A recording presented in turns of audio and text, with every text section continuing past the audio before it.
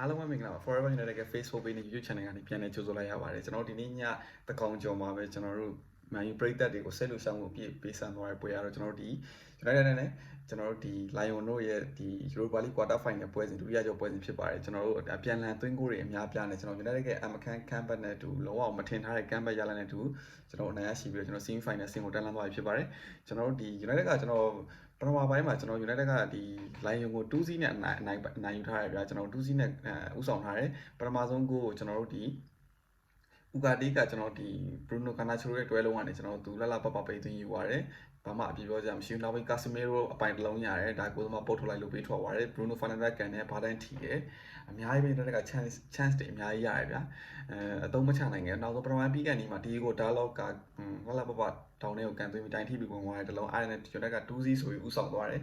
ဒါပေမဲ့ကျွန်တော်ပထမပြီးတော့ကျွန်တော် post တင်တယ်ဗျာ page မှာ Forever United page မှာကျွန်တော်ကဒီ2-0နဲ့လုံးဝစိတ်မချဘူးကျင်းတည်တယ်ဘယ်ပွဲမဆို2-0သူကဘယ်တော့မှနှလုံးလုံးနဲ့ဆိုစိတ်မချဘူးအနည်းဆုံး3လုံး4လုံးတော့ပြတ်ထားမှာဗျာအဲ့ဒါအောင်သိစိတ်မချခြင်းကျွန်တော်လက်ရှိအနေထားကျွန်တော်ဒုတိယပိုင်းမှာကျွန်တော်တို့ဒီ United ကအဲ့မှာနည်းနည်းလေး forward တင်ကျွန်တော်တို့ဘယ်လိုပြောမလဲ side back တွေတောက်လျှောက်ဖောက်တယ်ဗျာဒါတော့တို့ဒီဟို side ကနေဖောက်တယ်တောက်လျှောက်ဒီ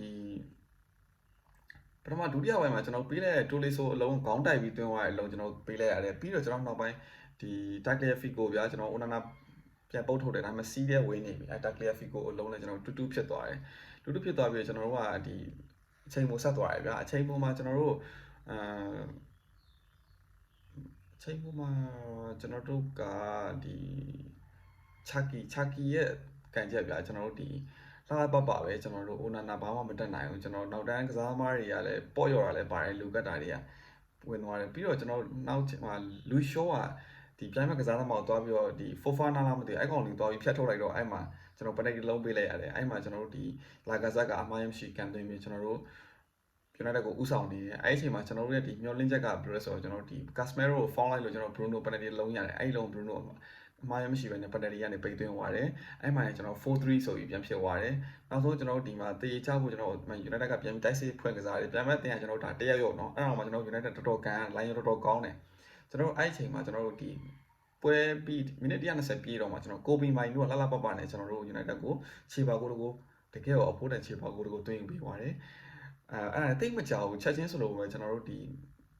မကွာရကျွန်တော်ခေါင်းတိုက်ပြီးတကယ်ဟိုမှာလုံးအောင် epic comeback နဲ့တို့ကျွန်တော် United ကတကယ်ဟိုမှာကျွန်တော်တို့ဒီ5-4ဆိုရရလနဲ့ကျွန်တော်နှစ်ကြောင်းပေါင်း9-6-6ဆိုရရလနဲ့အတူကျွန်တော်တို့ဒီ Europa League Semi Final အဆင့်ကိုကျွန်တော်ထိုက်ရိုက်တန်တန်မှာတက်လာတော့ဖြစ်ပါတယ်ကျွန်တော်ဒီနေ့ပွဲမှာတကယ်ဟိုမှာ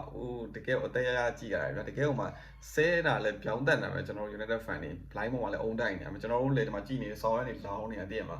ဘလိုရီကန်နေမှမသိဘူးဗျာတည်းမှာတကယ်ဟိုမှာ Chucky ဆိုတဲ့ကောင်လည်း United နဲ့တွေ့တိုင်းသွင်းတာပဲပြီးပထမကြောက်လည်းသွင်းတယ်အခုလည်းသွင်းတယ်အဲ့လိုမျိုးဆောင်းရနေ